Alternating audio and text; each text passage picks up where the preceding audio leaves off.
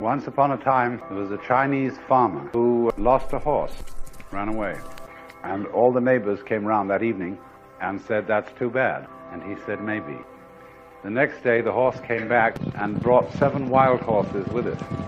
And all the neighbors came around and said, "Why, that's great, isn't it?" And he said, "Maybe." The next day, his son was attempting to tame one of these horses and was riding it and was thrown and broke his leg. And all the neighbors came round in the evening and said, "Well, that's too bad, isn't it?" The farmer said, "Maybe." And the next day, the conscription officers came around looking for people for the army. They rejected his son because he had a broken leg. And all the neighbors came round that evening and said, "Isn't that wonderful?" He said, "Maybe." The whole process of nature is an integrated process of immense complexity, and it is really impossible to tell whether anything that happens in it is good or bad, because you never know what will be the consequences of a misfortune, or you never know what will be the consequences of good fortune.